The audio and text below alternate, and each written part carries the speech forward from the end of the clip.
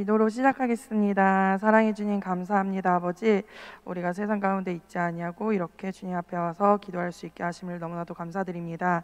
하나님, 오늘 우리가 한 모든 기도를 받아주시옵시고 또한 이 기도 가운데 정말 주님의 역사를 맛보는 우리가 될 수 있도록 주님이여 인도하여 주시옵소서.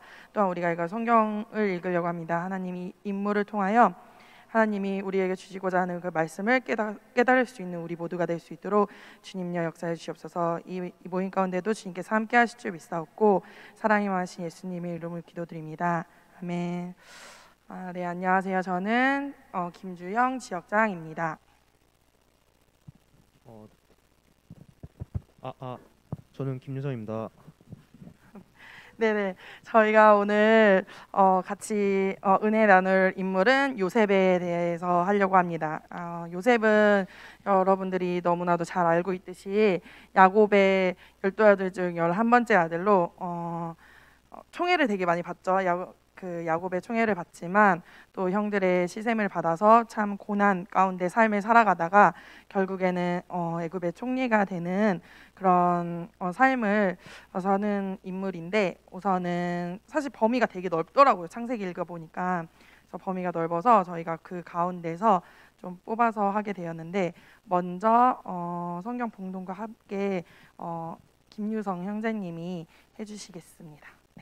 네, 저는 창세기 37장 5절부터 11절까지인데요.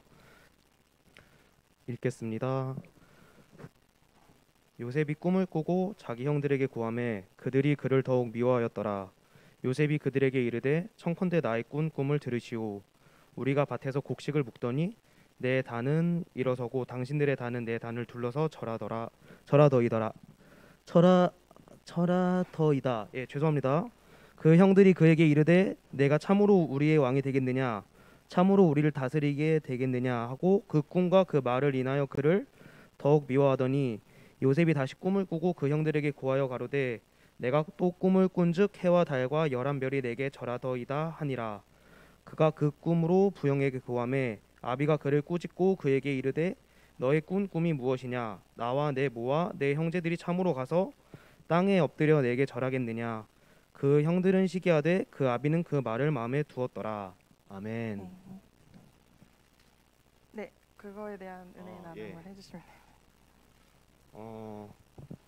이게 37장 5절부터 11절 말씀을 읽으면서 제가 느낀 점은, 이게 요셉이 꿈을 꾸잖아요. 그리고 그거를 자기 형들에게 얘기를 하는데 제가 이 부분을 죄송해요. 많이 떨리네요.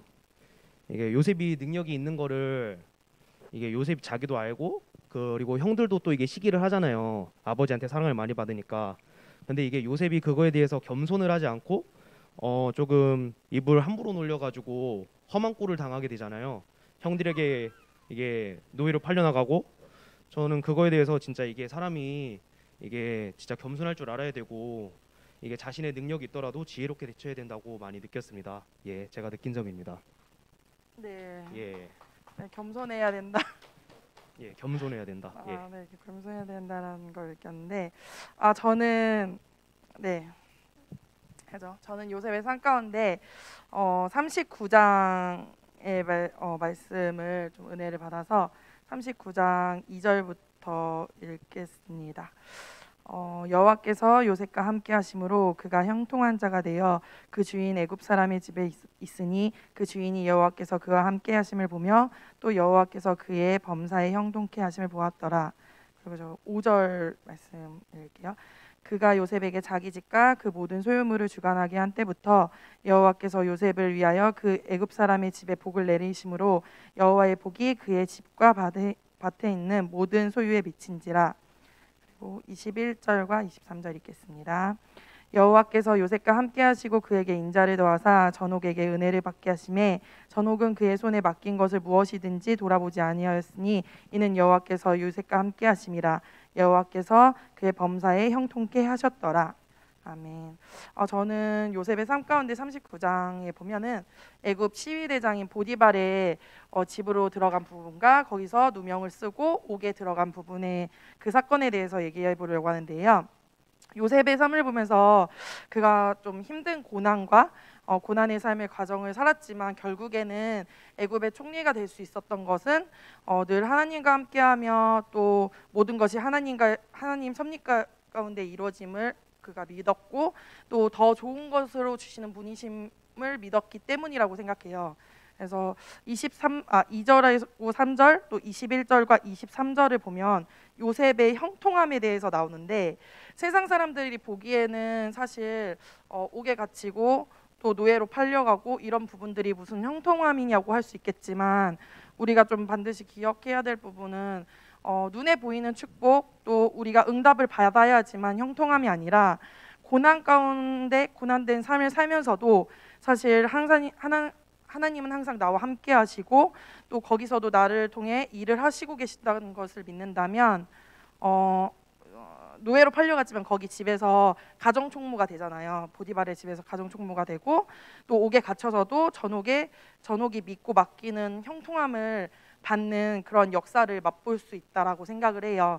그래서 그리고 5절에 보면은 하나님께서 요셉만 형통케 하신 것이 아니라 그와 함께한 보디발의 집에도 복을 내리시는 부분을 통해서 우리가 하나님과 함께하는 것이 얼마나 정말 큰 축복인지 또한 그 부분이 복으로 어떻게 나타나는지를 우리가 볼 수 있었어요. 그래서 저도 사실 제가 고등학교 시절 때부터 아르바이트를 했는데 그러니까 그때까지 지금 직장 다니면서부터 저희 부모님이 항상 저한테 해주시는 기도가 있었어요. 너로 인해서 그 사업장이 형통함을 받을 것이고 넌 복을 받을 거고 너가 이제 거기서 만남의 축복 이제 우리 흔히 말하는 인복이라고 하잖아요.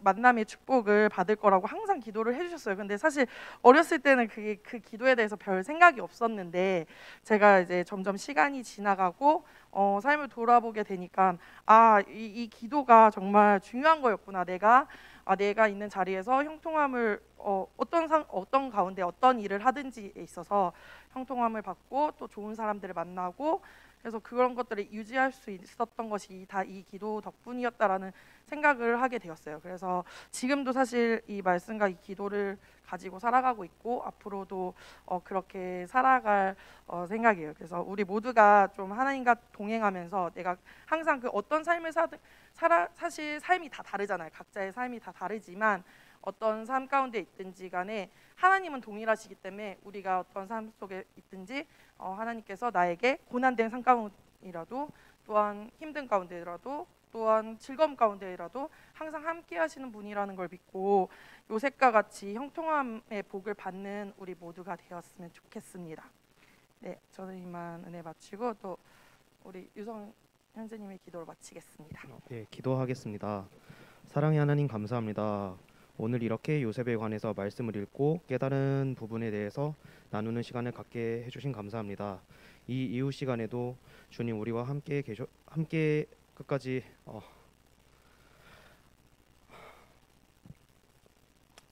함께 해주시길 바라오며 살아계신 예수님의 이름으로 기도드립니다. 아멘. 아멘.